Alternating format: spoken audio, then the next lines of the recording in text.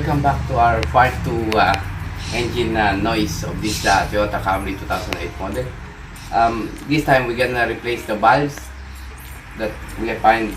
Last time we find the per cylinder exhaust valve is big clearance. It's supposed to be 40 mm, but we measured that 106, and the second exhaust valve is 60.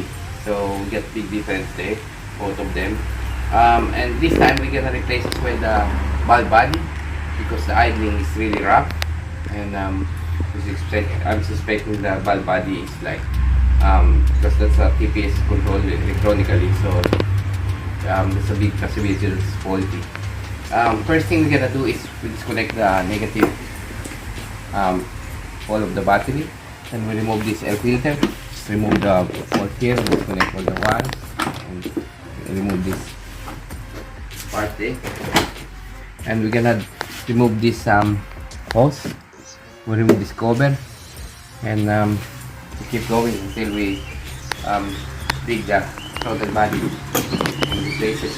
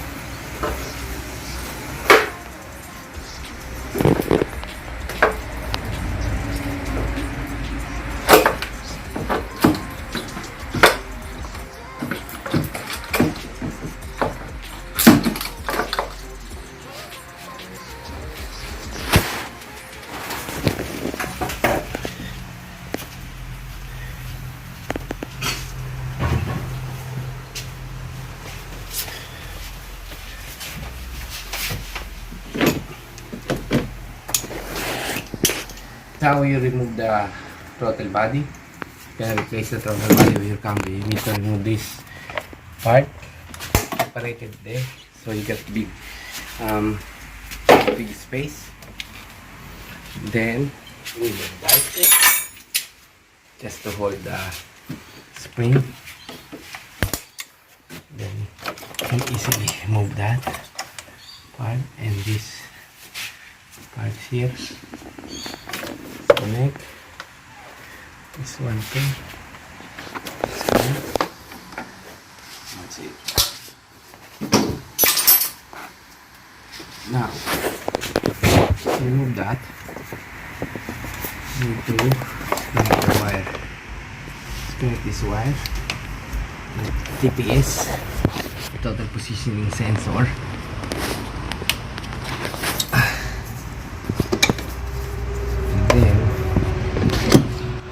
This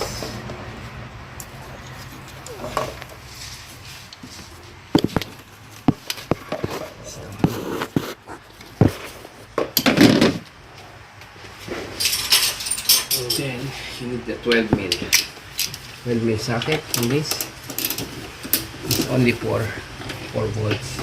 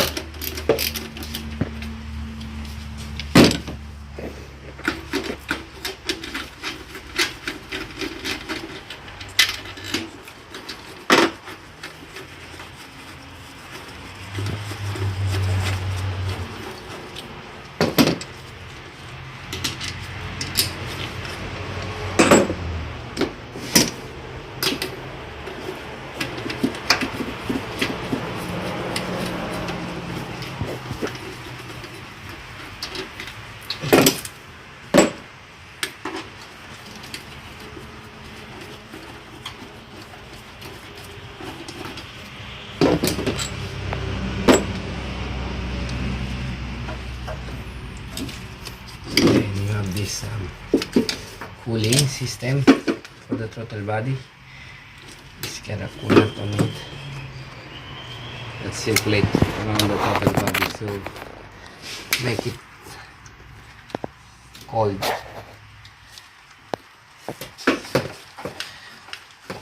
Just have to disconnect this hose.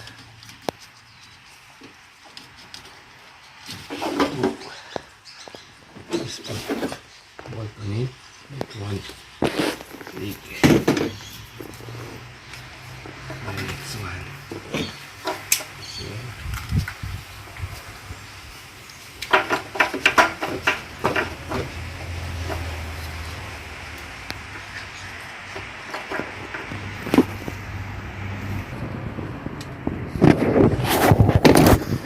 That's the one.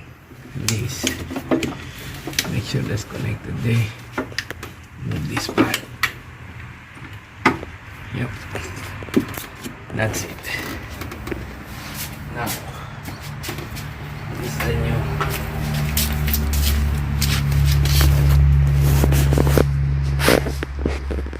direction that we took earlier.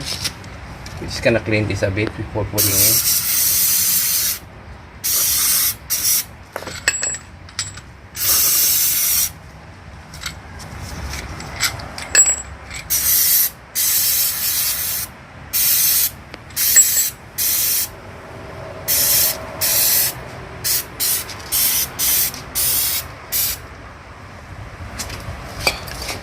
Get a rag.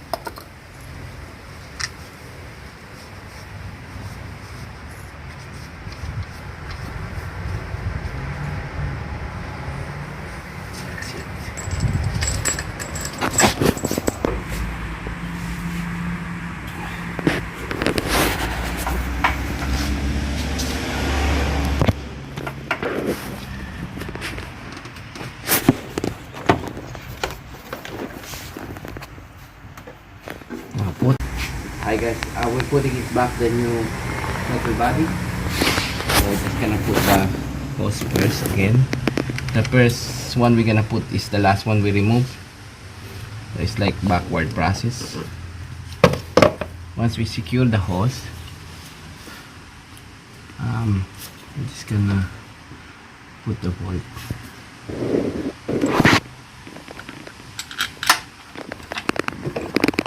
Bolts in.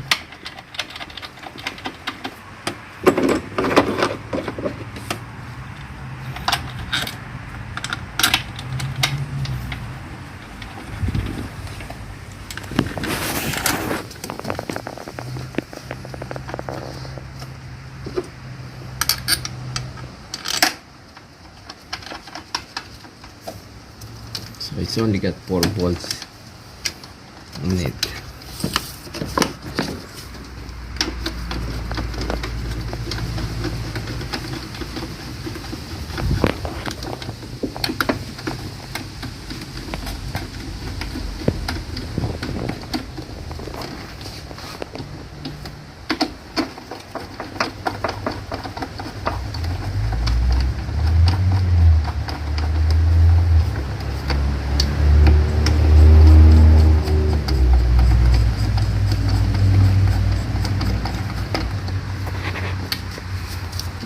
We can try to do that one.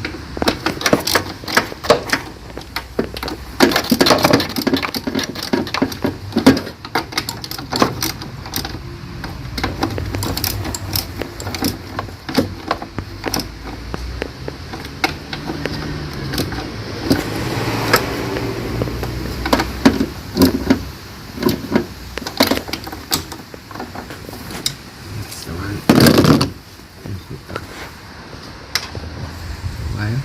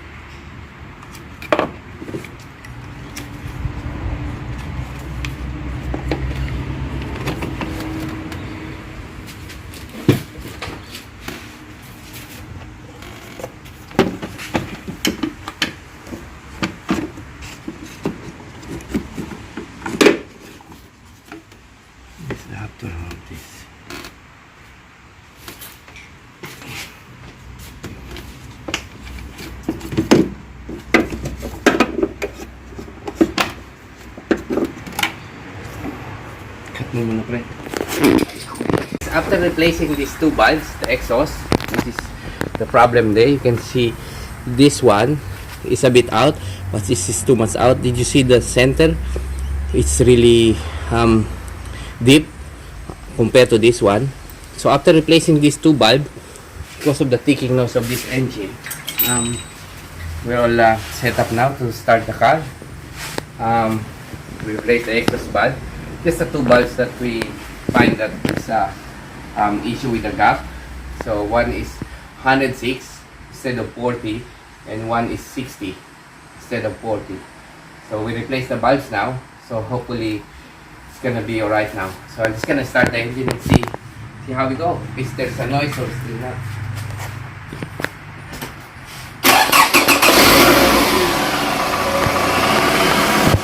Oh wow, look. You can hear now, it's running great now. No more ticking noise. This is the normal noise now from the engine. So it's no more ticking noise. So there's some making noise, the ticking noise. So this is the end of our engine noise Camry. More babies to come. More babies. We'll be back. Hey guys, so just continue to follow me and share and like, and more videos to come with anything issue that we find, and then we can fix it, so you can do it by your own. Thanks for watching. See you guys next time. Bye.